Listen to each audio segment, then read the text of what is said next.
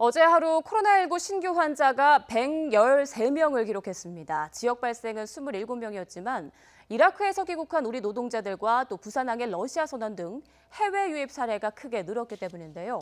자세한 내용 천은미 이대 목동병원 호흡기내과 교수와 함께 자세히 살펴보겠습니다. 어서 오세요. 안녕하십니까? 네, 안녕하십니까. 자, 어제 하루 추가 확진자가 113명이나 나왔습니다. 네. 방역당국에서 어제 미리 예고를 하긴 했었는데요.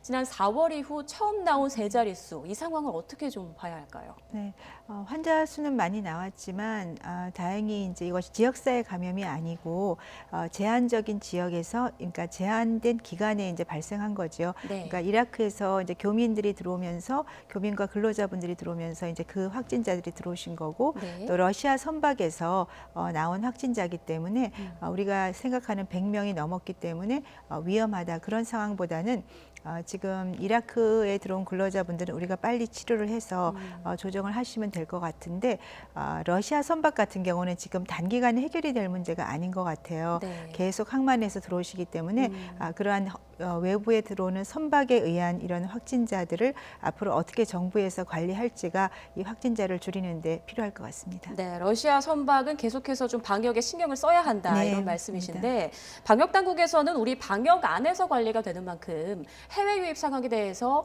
그렇게 크게 우려하지는 않아도 되는 상황이다, 이런 입장인 것 같은데 어떻게 보십니까? 아무래도 이제 검역에서 확인을 하기 때문에 방역 내에 있다고 생각을 하시지만 네. 문제는 그중에는 또 우리가 놓치는 경우도 분명히 있을 수 있고요. 또 한 가지는 의료적인 부담이 많이 될 수가 있습니다.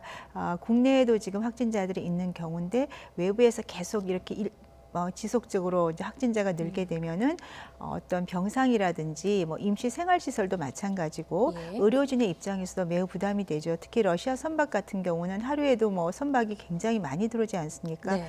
그러한 경우에 그것을 전부 승선 검역을 한다면 검사 그런 수라든지 인력이 그걸 충원하기 굉장히 부담이 될 수 있기 때문에 그 점에 대해서도 좀 효과적인 방법을 고안해야 될 것 같습니다. 네, 어제 하루 확진자 상황을 좀 보면 113명 가운데 이라크 노동자가 36명, 네.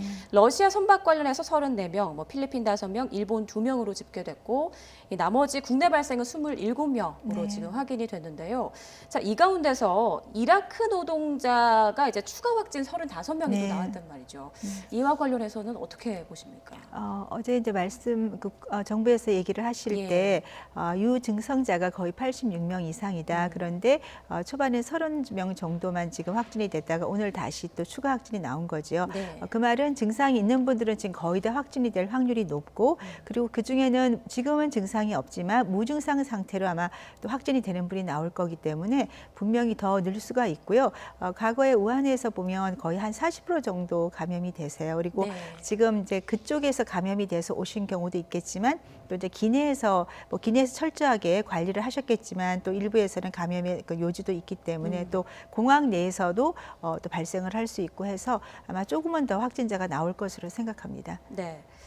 자, 이 러시아 선박 관련해서도 좀 보고 싶은데요. 예, 지금 증상이 없거나 가벼운 사람들 같은 경우에는 임시생활시설로도 네. 옮겨지지 않았습니까? 여기에서 추가 확진자가 또 나올 가능성이 있을까요?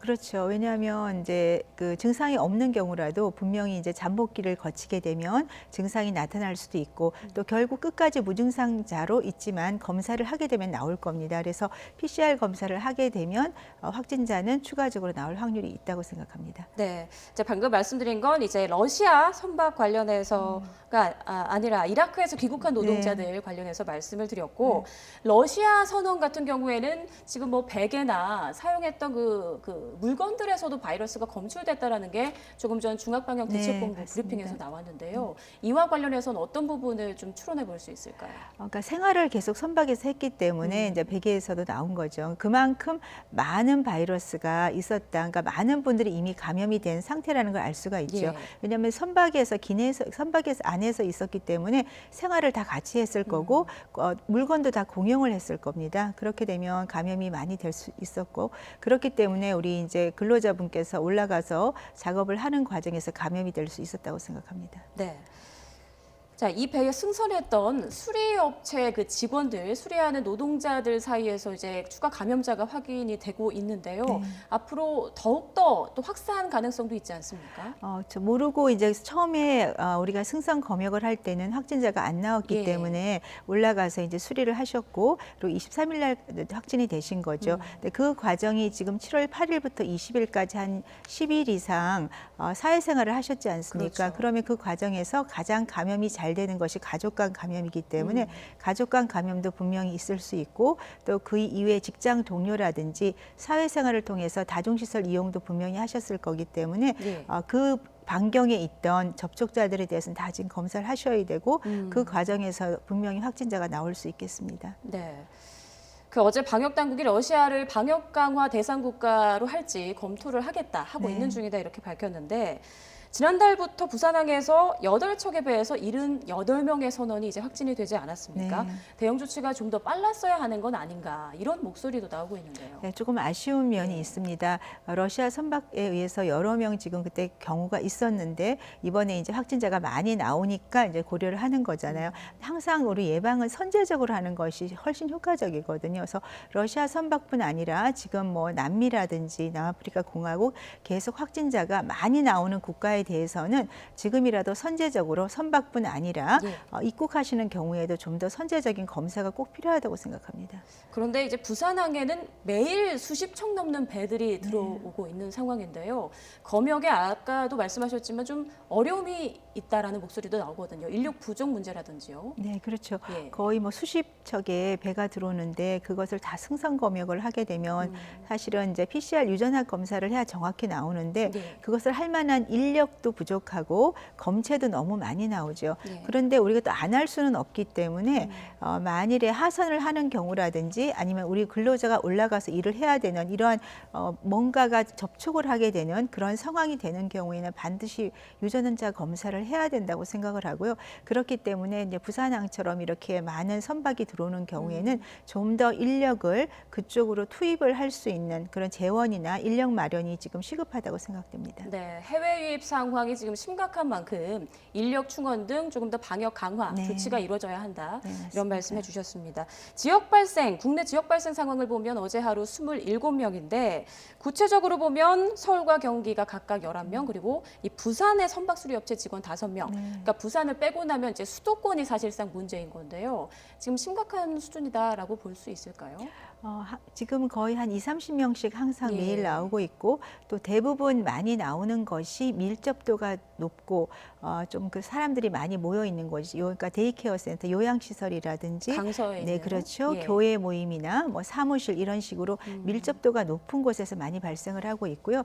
특히 요양원이나 요양시설 같은 경우에는 밀접도가 높아서 많은 분들이 있고 또 연령이 높은 분들이다 보니까 그 증상이 나타나는 표현하는 시기가 굉장히 늦어질 수가 있습니다. 그래서 한 분이 감염이 되면 여러분이 동시다발적으로 감염이 되는 경우가 많고 또 교회 같은 경우는 이제 예배 때는 거의 감염이 안 되지만 방역 수칙을 잘 지키시니까요.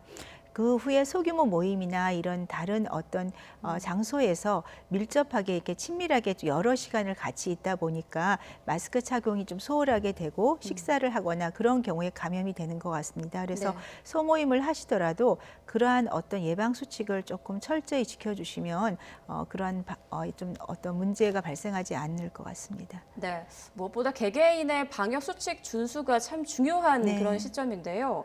이 서울 송파구 사랑교회에서 발생한 확진자가 이제 20명 정도가 됐는데 서울시가 이 교회를 고발하기로 했죠. 네. 네.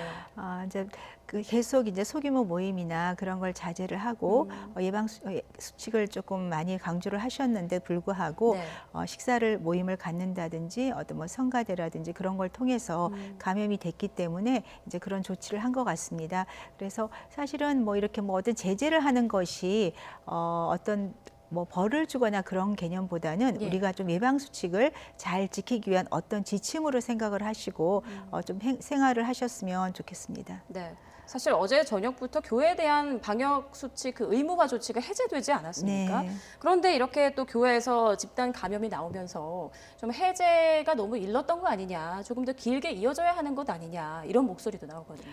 근데 뭐 교회 소모임만이 또 모임은 아니기 때문에 예. 교회 입장에서는 굉장히 또 억울한 면도 있으실 수는 있죠. 그렇죠. 그래서 우리가 이러한 이제 소규모 모임을 제재를 해제를 했기 때문에 말씀드린 대로 모임을 갖되 철저하게 마스크 착용과 그 후에 식사나 그런 건 조금 자제를 하시고 방역 수칙을 잘 지켜주는 것이 가장 중요하다고 생각하고요.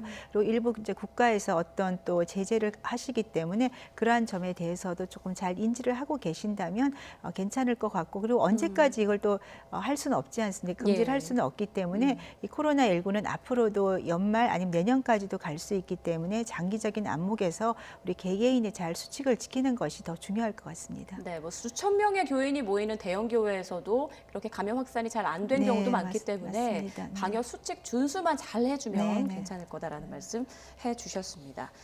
자, 이 포천 군부대 관련 감염자도 지금 계속 늘고 있는 네. 상황 아닙니까? 지금 감염 경로 파악은 어느 정도 됐나요? 어떻게 됐습니까? 처음에 이제 군인 두 분이 이제 감염이 예. 되셨는데 처음에는 감염 경로가 무슨 외출이나 그런 걸로 생각했지만 너무 잠복기가 안 맞았었거든요. 근데 이제 외부에서 강사분이 혹시 감염의 어떤 그런 고리가 아닌가 생각을 지금 하고 있지만 예. 아직 확진이 된 것은 아니라고 합니다. 그리고 예. 교회를 통해서 군부대 내 교회를 통해서 지금 감염이 좀 확산이 되고 있기 때문에 예. 네, 그쪽을 이제 확인을 하고 있지만 감염 고리는 조금 더 확인을 해봐야 될 것 같고요. 지금 보면 우리가 보통 2주 정도, 그러니까 증상이 생긴 후 그 앞으로 2주 정도를 조금 확인을 해보는 게 중요하세요. 왜냐하면 우리가 그 잠복기가 보통은 4일, 5일에 제일 많이 발생을 하지만 길게는 2주까지도 나오기 때문에 그 증상이 생기기 전에 그런 잠복기를 조금 확인을 해보면 고리를 더 찾을 수 있지 않을까 좀 개인적으로 생각합니다. 네, 공교롭게도 군부대 내에서도 감염 경로의 하나로 이제 교회가 네. 언급되고 있는데요. 이 군부대 내에서의 어떤 또 특성이 있을까요? 이 문제와 관련해서. 군부대 내는 이제 같이 다 생활을 하죠. 24시간 같이 생활하고 자고 그리고 숙식을 하기 때문에 아마도 접촉에 의해서 이렇게 단체로 감염이 많이 됩니다. 예로 그 일부 폐렴도 군대에서 많이 발생을 하거든요. 그러니까 네. 가족 간 감염과 똑같다고 생각을 하시면 될 것 같아요. 그래서 한 번 만일에 발생을 하면 많은 분들이 감염이 될 수 있는 그런 소지가 있고, 또 교회에서 발생을 한 것도 뭐 성가를 부른다든지 이런 그러니까 접촉을 통해서 아마 감염이 된 것으로 생각됩니다. 네. 또 정부 서울청사에 근무하는 공무원 가운데도 확진자가 나왔는데 이 국가기관이다 보니까 행정 업무에도 차질을 빚을 수 있는 만큼 그렇죠. 더욱더 네. 좀 주의가 필요한 곳이죠. 그렇죠. 예. 국가적으로도 중요한 곳이고 또 그곳에 일하는 분들의 공백이 생기면 또 문제가 될 수가 있고, 또 정부 청사고 그곳이 또 이렇게 어떤 기자분들 브리핑도 같이 하시는 굉장히 많은 분들이 같이 생활을 하시는 곳이더라고요. 특히 엘리베이터나 복도나 이런 곳을 통해서 본인도 모르게 감염이 될 수가 있기 때문에 지금 확진된 분의 어떤 감염 경로를 잘 파악을 해서 우리가 이 감염병은 최대한 빨리 파악을 하고 빨리 격리를 하는 것이 가장 그렇죠. 중요한 방법이기 때문에 지금 조금 빨리 서둘러야 될 것 같습니다. 지난 3월 그 해수부 직원 확진 네. 때 좀 많이 감염이 확산이 됐었는데요. 이번에 그럴 우려도 좀 있을까요?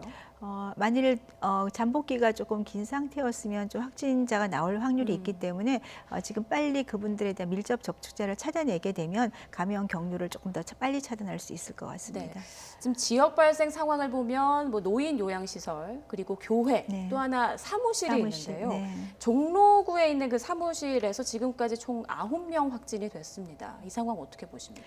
사무실도 우리가 밀접하게 접촉을 하죠. 같이 예. 항상 뭐 거의 8시간, 9시간을 생활을 하고 식사도 같이 하고 그리고 엘리베이터나 화장실 모든 곳을 공유를 하기 때문에 마찬가지로 뭐 데이케어 센터라든지 교회와 유사한 상황이라고 보면 될 것 같고요. 네. 특히 젊은 분들이 많이 또 같이 있는 경우에는 무증상 감염도 많기 때문에 생각보다 감염자가 많이 나올 수 있는 곳이라고 생각합니다. 네.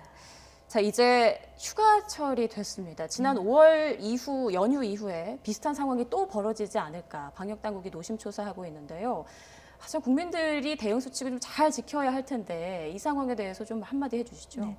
그때 우리 4월 말 5월 초에 그런 이태원 클럽 같은 경우는 우리가 좀 많이 느슨해져 있었어요. 네. 하지만 지금은 어느 정도 방역에 대해서 많이들 인지를 하고 있는데 지금은 또 휴가철이기 때문에 이제 물놀이를 또 많이 가시지 않습니까? 네. 근데 사실은 이렇게 바다나 이렇게 물놀이 쪽을 가시게 되면 아무래도 마스크 착용이 어렵기 때문에 가능하면은 가족과 같이 집에서 좀 휴가를 지내는 것도 좋을 것 같고요. 아니면 이제 밖으로 나가실 경우에는 지금 같은 경우는 캠핑이나 산이나 이런 쪽으로 가시는 것도 좀 도움이 되고, 만일에 꼭 물놀이를 가실 경우면 하루 종일 있는 것보다는 식사를 하고 뭐 한나절 정도 네. 이렇게 하시게 되면 좀 마스크 착용의 그런 필요성에 대해서 조금 더 인지를 하실 수가 있고요. 그리고 샤워 같은 걸 하실 때도 조금 떨어져서, 그리고 식당도 조금 한산할 때 사람이 없는 곳으로 가서 식사를 해주시면 조금 더 안전하지 않을까 생각합니다. 네. 또 요즘 날이 덥다 보니까 시원한 실내에서 여유를 즐기는 분들이 많은데